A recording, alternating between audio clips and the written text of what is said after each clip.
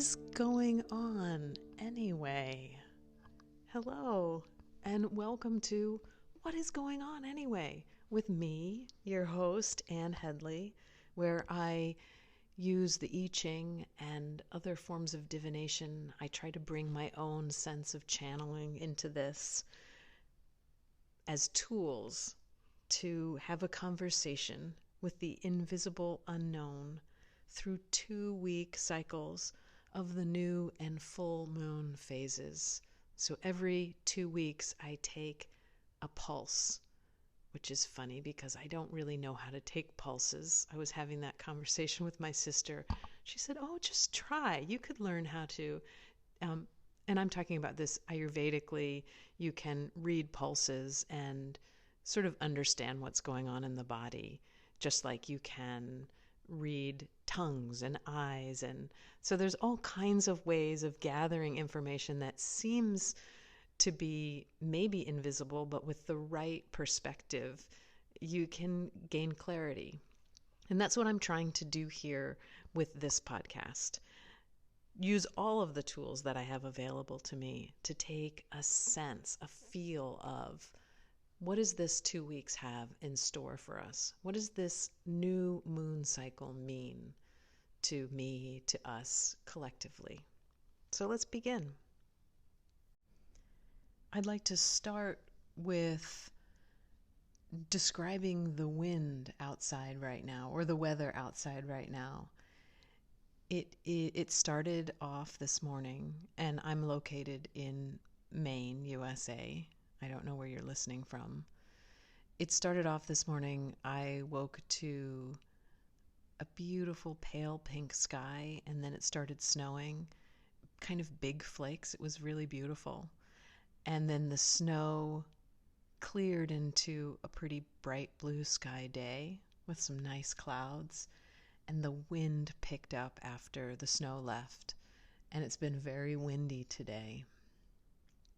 But there is a sense or a promise of this spring equinox ahead. And this new pink moon in March has a lot of promise because the new moon and the equinox are right next to each other.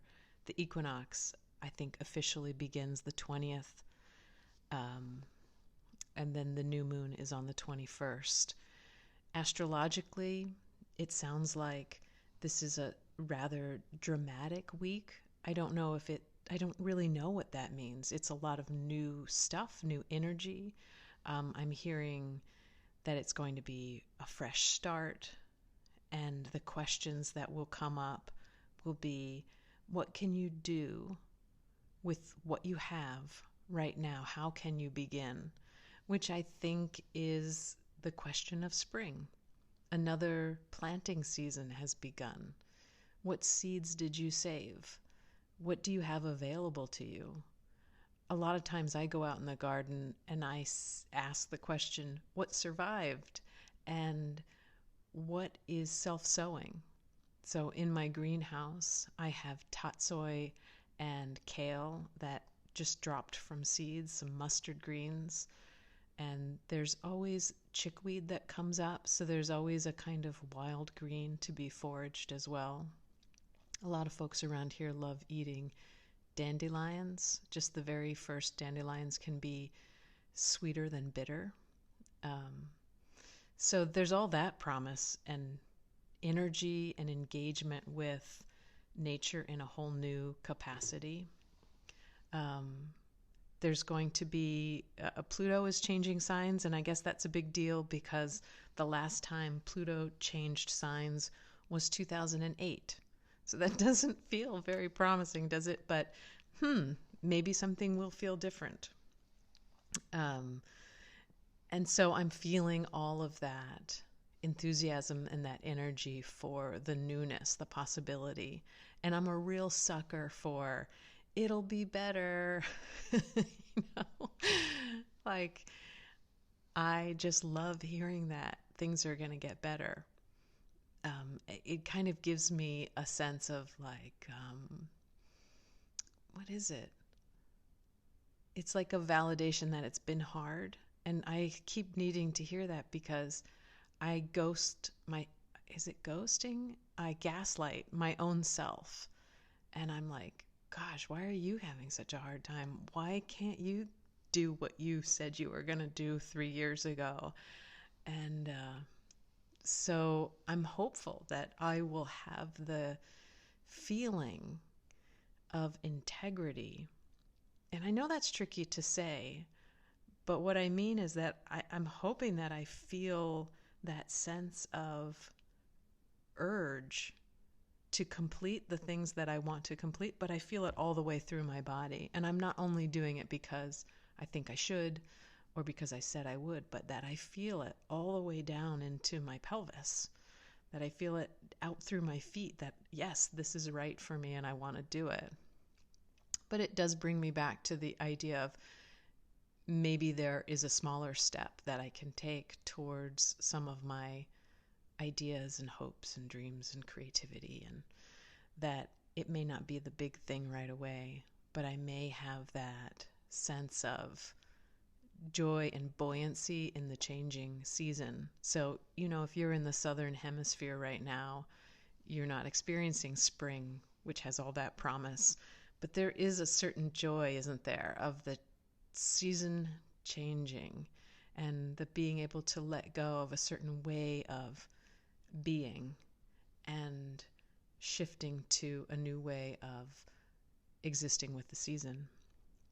So I did talk a lot about everything, everywhere, all at once last time, and I just have to say it again because I watched the Oscars this year, even though I usually don't. I usually wait for the next day, and I did all the kinds of things. I had to sign into YouTube TV and get a free trial and then cancel the free trial because I don't want to pay for it, but I really did want to watch the Oscars. I was just so invested because I felt like they are going to win everything. And so I stayed up way too late, and they did. They won everything. And so I think the takeaway from that is how what I got from watching the whole thing and listening to all of the acceptance speeches, and not just from the movie Everything Everywhere All at Once. I kept hearing collaboration used, especially with that movie. They talk about it's not one person. It's never one person. The award belongs to everyone, because these magnificent creative processes don't happen. I mean, we've all watched credits that go on and on. Every single one of those people is important to the production of such a thing. And so I kept hearing collaboration. Everyone matters in a creative process. I also interestingly noted how many specifically mothers were being thanked, and it just made me cry every time.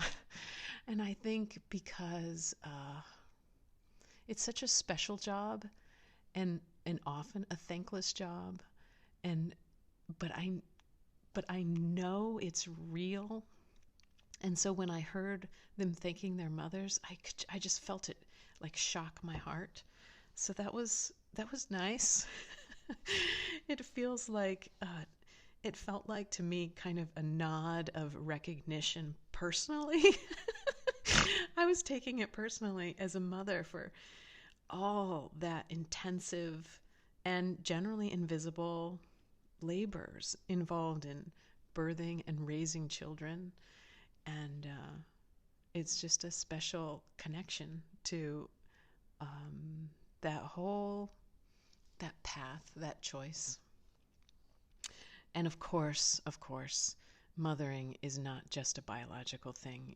We mother projects and we mother our friends. And I need all those mothers. I need all those mothers out there that have offered mothering to me. But more than that, to me, it feels like a recognition. And what I mean is that I often look for little clues. There are things that will happen, and they'll sort of light up to me. And as they light up, I think, oh, is that a little message? Is that something for me? Is that something for me to share? So this feels like something, how recognizing how we're supported and making that important, making that known, speaking to that seems special. It seems like something that we're meant to do, to pay attention to. So I'm sort of seeing this as a theme, this declaring out loud all those things which are nurturing and necessary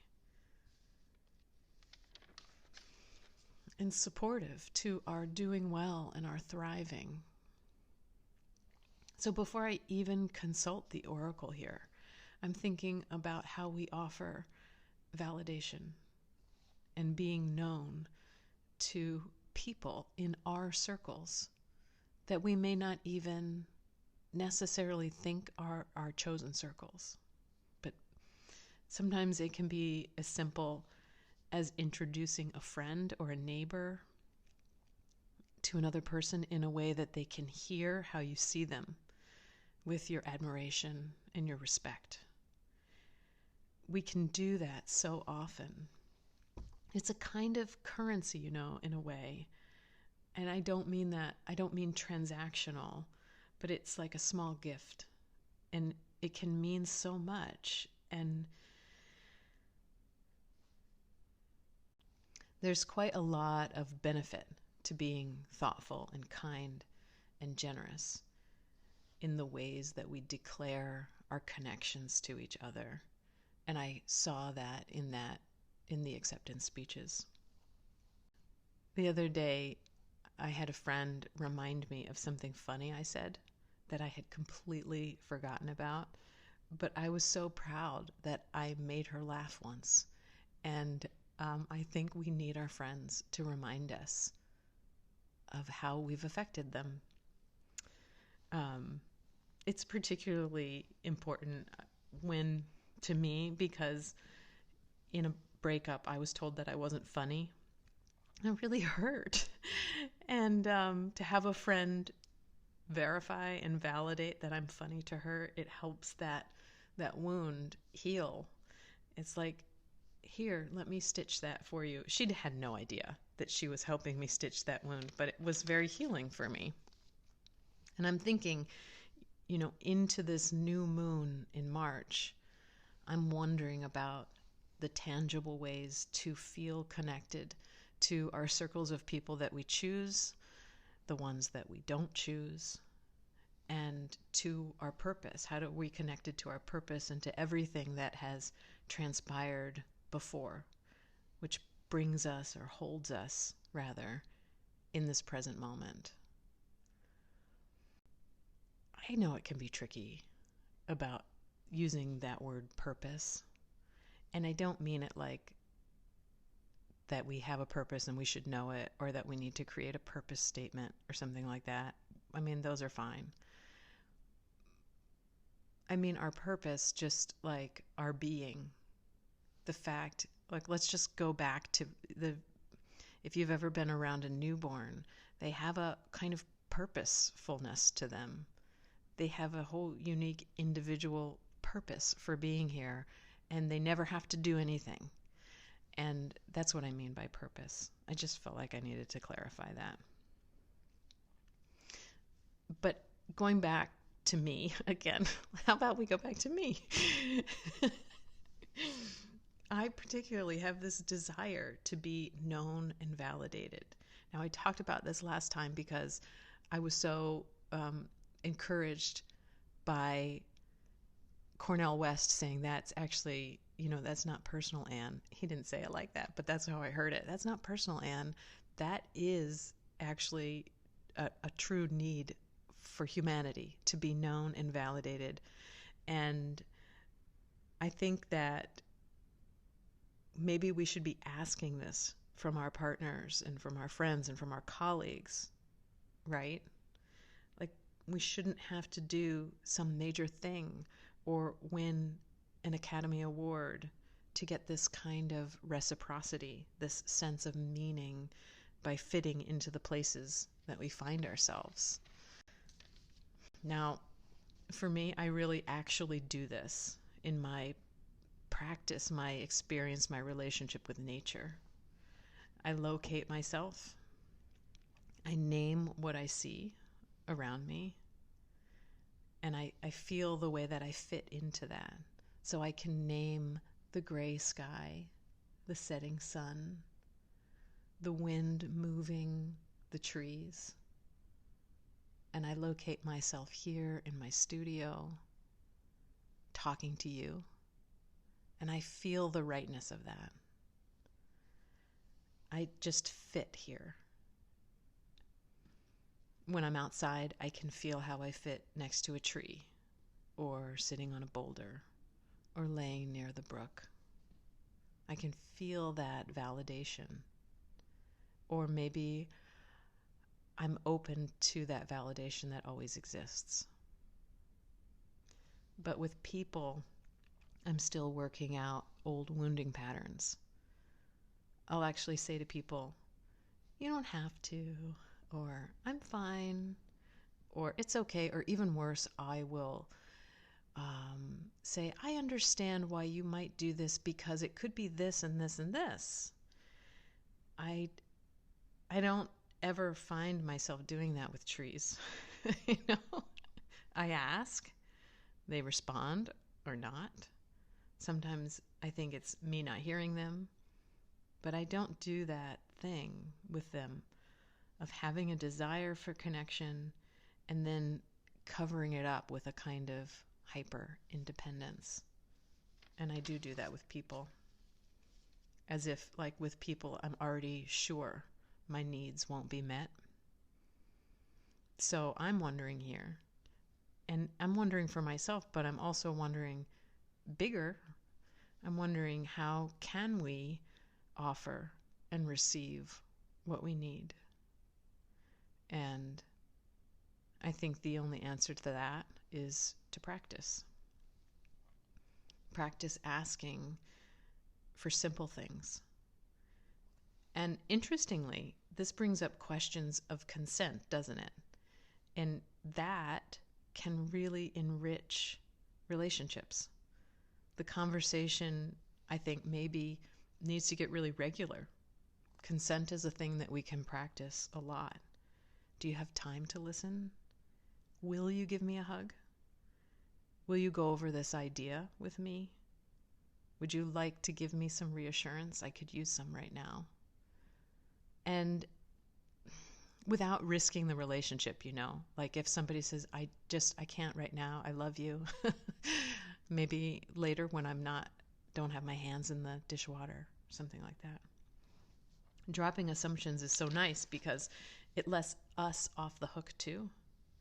Like everything can be looked at from many perspectives. And real freedom is knowing that even from our unique vantage point as individuals, we can still find so many angles of perspective. I just personally find this fascinating. And that's part of why I like Byron Katie's The Work. If you know me, you've heard me talk about this because it was kind of life-changing for me. She has this method of turning situations around and finding multiple ways of seeing one incident. It's a kind of practicing flexibility. So I'll ask several questions, often in opposition to each other, and I'll find some things that feel true to me that I wasn't addressing before. So if you're interested in knowing more, you can just look up thework.com, and there are free worksheets, and you can sort of get started on it right away. But what you'll do is take a judgment. Now, I love this because my lineage is a kind of spiritualism that believes judgment is not mine to have. So I've been running from it. But secretly, I've been imbibing my judgment my whole life, like a closet judgmentalist. So Katie, she liberated me to judge away and use that as a point of entry into self-inquiry. And that's still really powerful for me. It allows me to be even more friendly with my own intuition because I can question everything and then feel my way into what is true for me. And it doesn't have to be true for anyone else. I don't have to explain it because this inquiry draws me to my center. And I can almost feel it like an embodied sense of balance. You know, have you ever felt that when something feels true and it's light and balanced at the same time? It doesn't have that weight of uncertainty. It feels true. You can really see how the work works for me.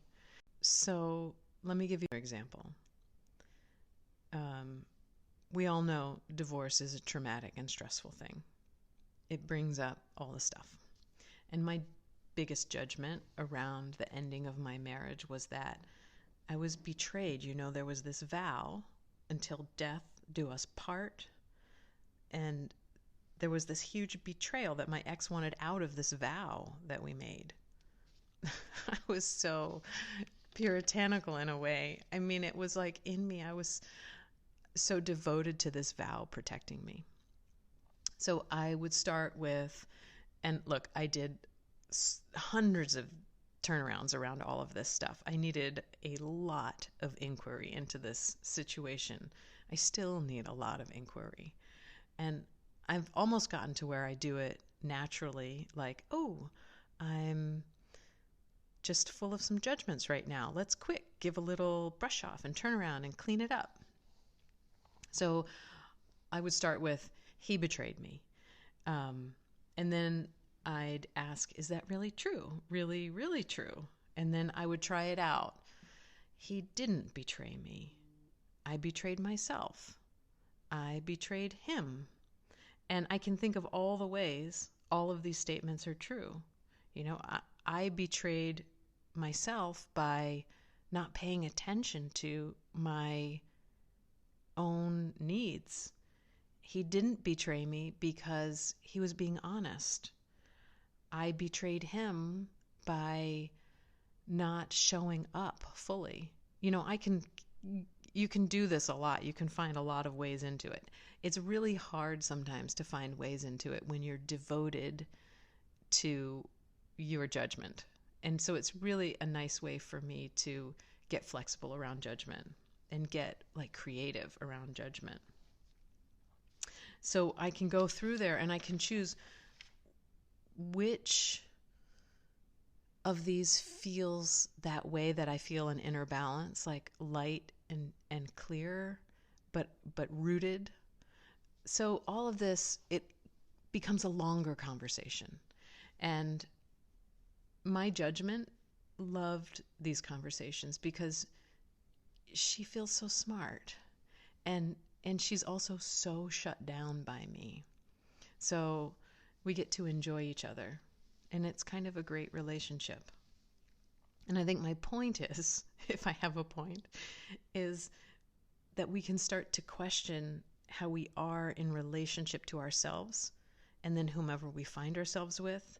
And this can be the way that we really start to enjoy connections with each other post-pandemically. Like, I don't have a method. I just mean that we can open ourselves to see things differently. You know, so many of us weren't even satisfied pre-pandemic. You know, this whole thing about like getting back to normal when we didn't like normal. It was kind of like when I got my divorce and there was this little girl part of me that was like, I just want to feel safe and be married again. But that wasn't really, really what I wanted. I just wanted to feel good again. And I couldn't imagine what life had in store for me. So this pandemic has been this kind of like enormous reset. It's a way of coming home to our inner self too, and actually literally staying home a lot more. So now as we emerge into another year, there are big questions. And also, emerging into another year. I know you might be thinking like, it's March, but a lot of folks think, okay, this is my astrology people again. I like to listen to them, and I'll like find people on YouTube and on Instagram, but they're all saying you might as well think of March and spring this year as the real beginning of the year. Like we're really going to feel that sense of a new year. So I'm going with it. And as we go into this new year, let's just say new season, there are big questions about maintaining our inner spaces while connecting outwardly. And as I ask the oracle, I think I'd like to continue with this kind of questioning. How do we proceed as we move into this next 2-week cycle? What is best for us to consider and ponder and keep in mind as we go from the new moon into the full moon, these 2 weeks? And there's always the consideration with a new moon. What's new? What are you planting? What are you creatively beginning now? I like starting new habits on new moons, like daily walks or a meditation practice, something that I want to bring in for myself. And so here's our reading for the new pink moon in, what's it in again? I think it's in Aries. Oh goodness. I actually have to look it up. Yes. It's in Aries. Okay. There's one little thing that I want to throw in before the I Ching Oracle. I want to ask you, what would you name your creative space? Like, I know everybody has different places that are their creative spaces. I was teaching a kids class recently and asked the students to introduce themselves, like with a name of their choosing that had something to do with nature. So I said, my name is Sky, and everyone said, hello, Sky. And another body said, my name is River. And we said, hello, River. And then we had like wind and snow and boulder. You get the idea.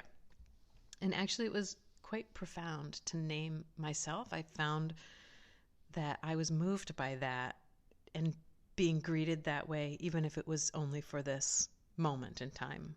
And so I have a kind of invitation for you, which is, what is your name?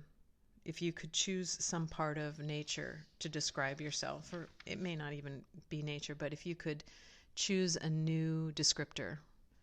And because I'm pondering this myself, what is the nature or spirit of your creative space? And I know, again, for some people, that is just their car when they're these few moments of driving without anybody else in the car, and that their thoughts can go, or the shower. Some people, it's the kitchen table. I'm one of the folks lucky enough to I have a whole studio dedicated to creativity. And what's the name, or what's the spirit, or can you feel your way into what that is for you? And I've been thinking about this for years, because a long time ago, I had this lovely woman come to the studio and she gave me a massage. And one time after that, she came for like 3 times, something like that. She said, a tiger lives here. And it was sort of like being 6 years old again. Immediately, I was in that pretend space. And my response was like, I know. But I had never really thought of it before, but I was like, yeah. And I got so excited. And I said, have you seen her? What does she look like? And I had never, I don't know. It was like a new consideration that there was a tiger living in my studio, and I got so excited about it. And I just thought maybe we have these kinds of energies around us that we could participate in more. So it's just a query for you. What does your creative space have? What is it? How does it speak to you? Is there something that you could ponder over that?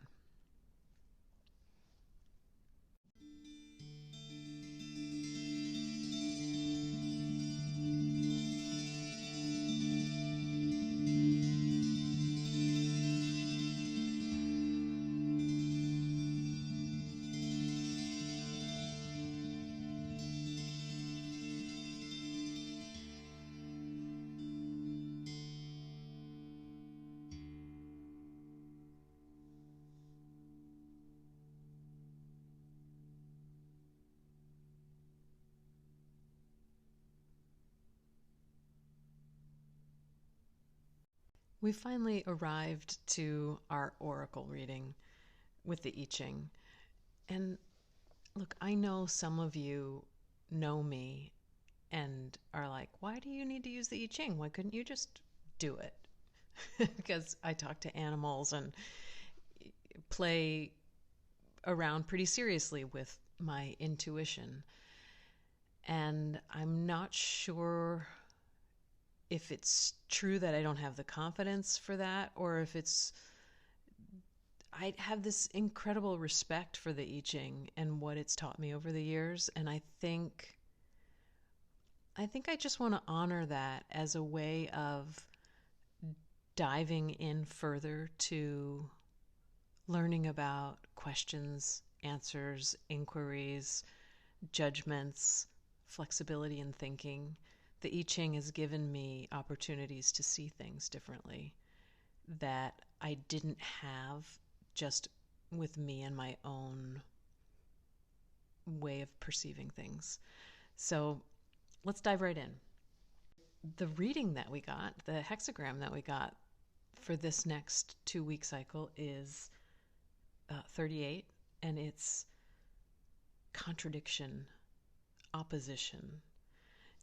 Again, I feel this sort of trepidation before I throw it, like it feels so important, which is kind of silly when I think about it, but it's just a feeling that comes over me like this really matters and I got to get it right.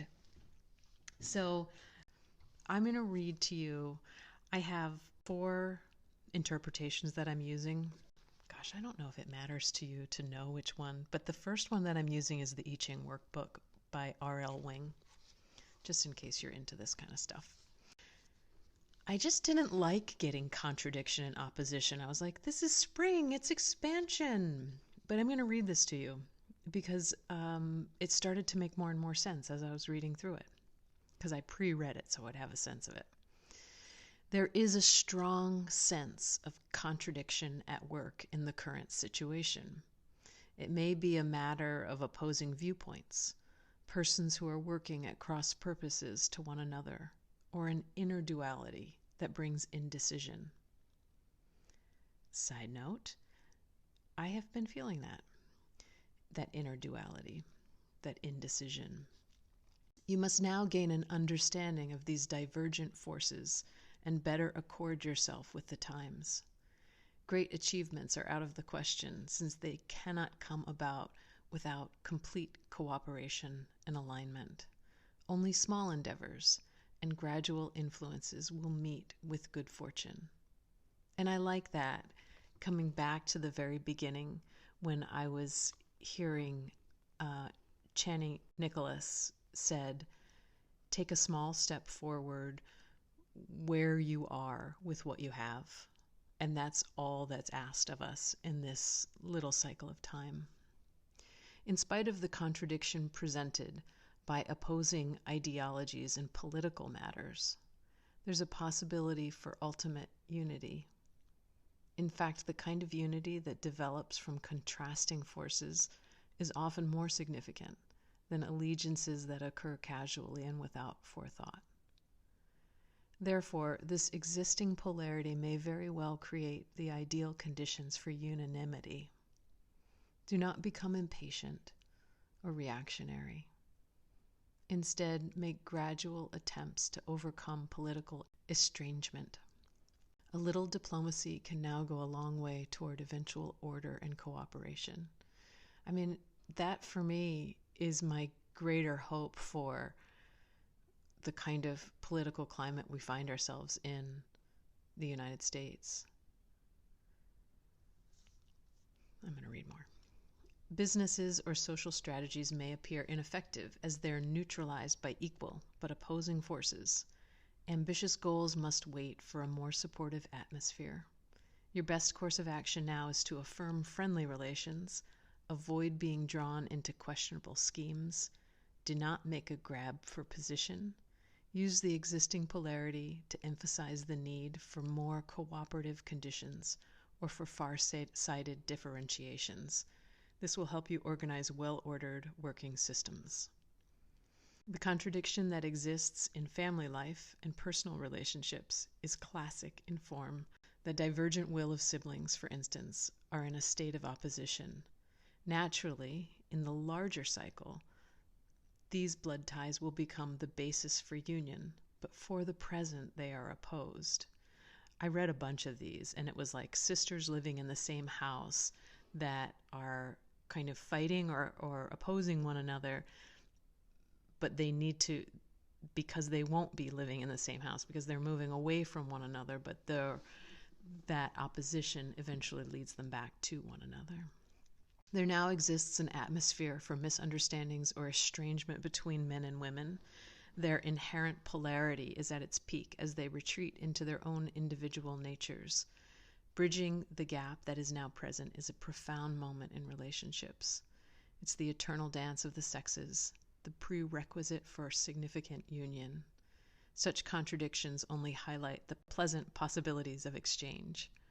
Use small, gentle influences now to bring about this mutual accord. I was thinking of that more, or I like to think about that when I read this in the I Ching, about the inner male and female, or the two sides of the self, or the yin and the yang inside each of us. But it could also mean something in personal relationships too, outer personal relationships. This is a time when you may meet with the dualism in your own nature. You may appear indecisive or equivocal to others as you weigh contradicting viewpoints. Never before have you been able to see both sides so clearly. Arbitrary predispositions such as patriotism, clannishness, fixed ideas of principle, or class prejudice may become less important in your life as you begin to see things in the larger overview. The struggle between good and evil, life and death, and all such opposites may appear to be simply the natural interaction of the great forces in the universe as you develop the perspective of the sage. This sense of oneness or wholeness in a world of contradiction can bring you great depth of character and peace of mind.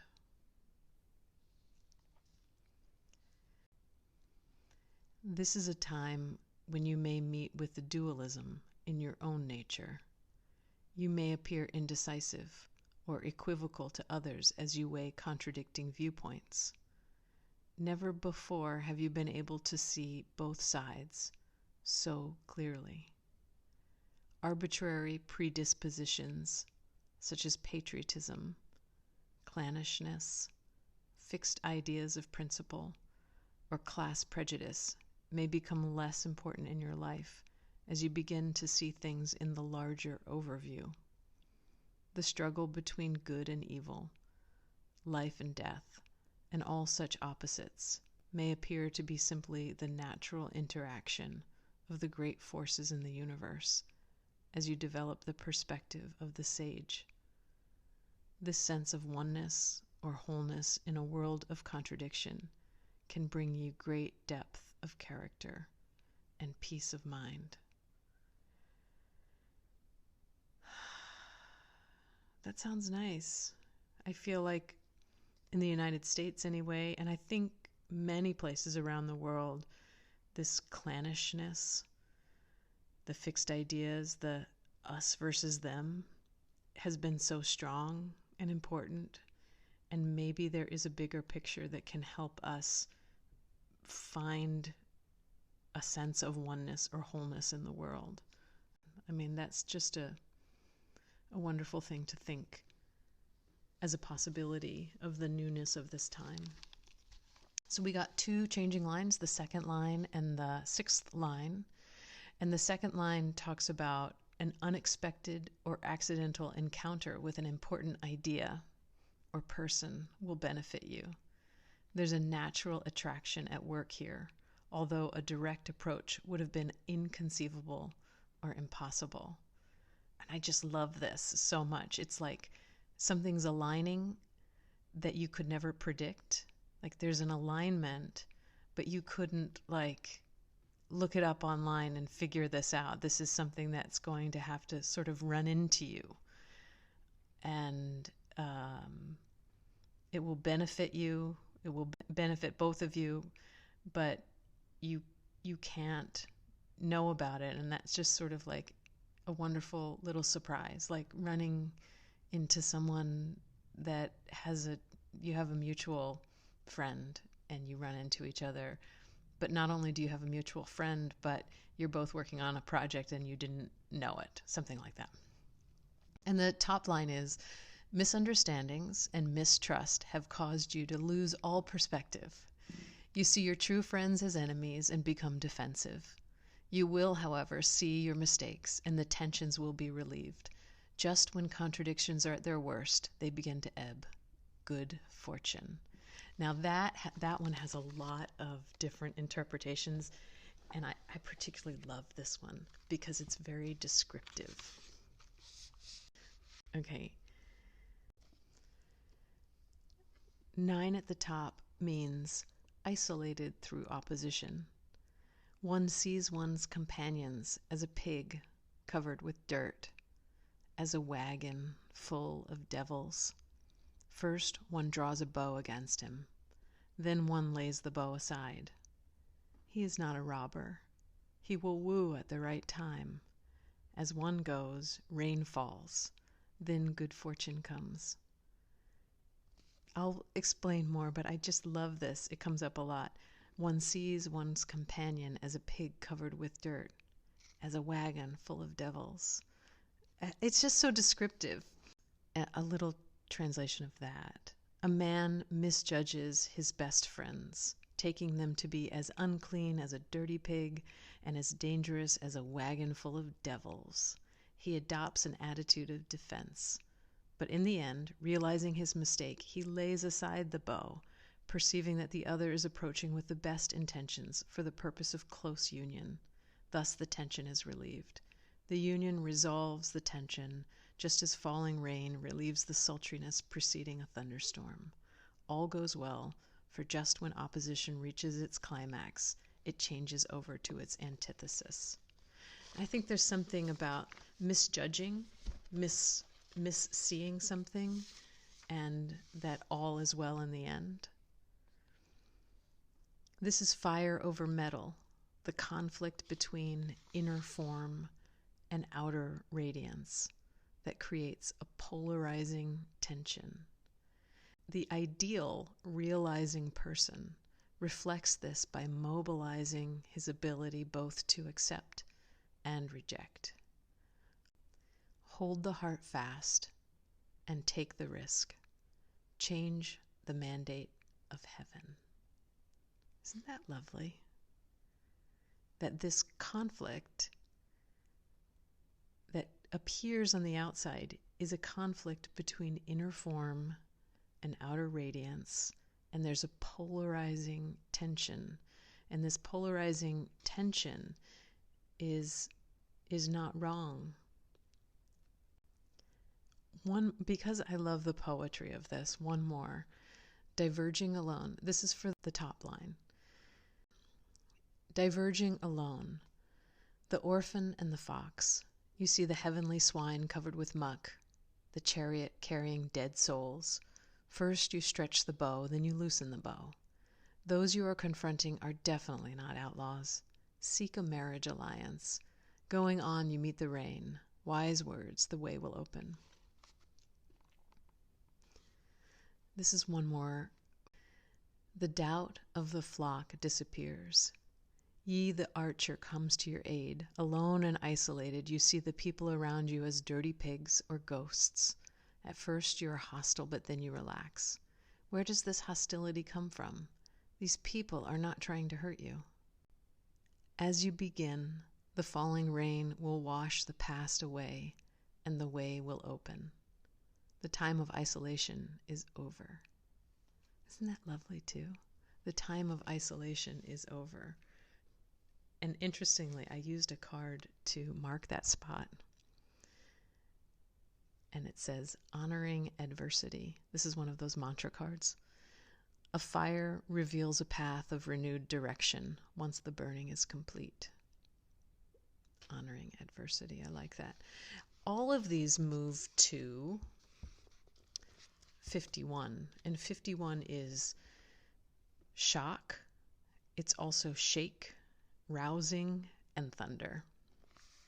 And I'm just going to read this one because I just think it's just a wonderful thing.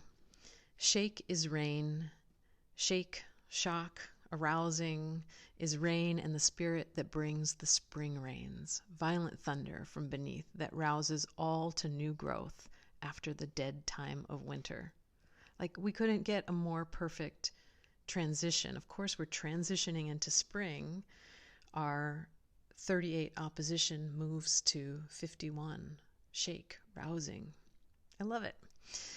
It's a dynamic process, the spark of yang born in the breast of yin, the thunder rituals and incantations that inspire both terror and joy. As a spirit guide, Shake is the arouser and exorcist, driving out the old and rousing and opening the field of the new. He's flamboyant and sexual, luxurious, frightening, and inspiring. Green and full of juice. He is motion and moves all things. He is an emerging dragon. In the body, Shake operates through the liver, governing the free flow of energy and emotion. It stimulates everything that moves in the body, purifies the blood, links eyes and sexual organs, desire and anger, vision and motivation, giving the capacity to act decisively. This describes your situation in terms of a disturbing and inspiring shock. The way to deal with it is to rouse things to new activity. Reimagine what you're confronting. Let the shock shake up your old beliefs and begin something new. Don't lose your depth and concentration. What at first seems frightening will soon be a cause to rejoice. This is pleasing to the spirits. Through it, they will give you success, effective power, and the capacity to bring the situation to maturity. The thunder rolls and everyone's frightened. You can hear them screaming in terror. Then the fright changes to joy, and you hear everyone laughing and talking. The sudden shock spreads fear for 30 miles around. Don't lose your concentration. Hold the libation cup calmly so the dark wine arouses and calls the spirits.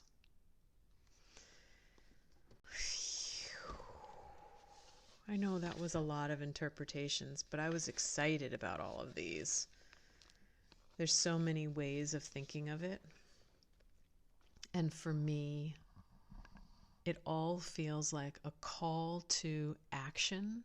Not a big action, but a call to moving into spring with a sense of letting ourselves see clearly both sides of a thing and letting that sense of wide open seeing through understanding oppositions, through understanding that there are always two ways to see a thing. And that helps us find our balance in the center of that thing or that idea. And that we can use this in our relationships with other people.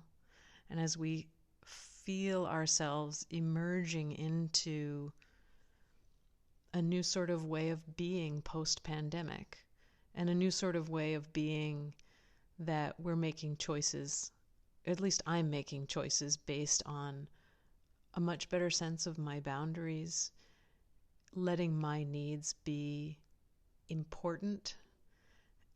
You know, this just even comes down to the whole way that I approach moving into the world with illnesses, and how I don't just do things with a cold like I used to do, right? I will stay away from other people. I'll have that respect or that boundary for myself that I need more rest in that moment. And it really is a kind of new way of making sense of things in the world, if I'm not hell-bent on productivity, doing, no matter what the cost is behind that, it's like I'm insisting on a different kind of world by participating in it differently. And that's a pretty small step to the changes that need to be made. But it's something. And so maybe as we move forward in this spring, there's something that feels like we're planting into this new season, into this potential for newness. Okay. I think that covers it for now. And I'm going to pull a couple of cards here. I've got 3 cards. I've got truth, humility, and communication. And I think that suits. If you liked this podcast and you would like to help me produce more art, writing, and creative work along with this podcast, please support me through Patreon. That's patreon.com/watermoonstudios. I will see you next time for the full moon, the full pink moon. And I look forward to finding out what shows up for all of us between now and then. Bye for now.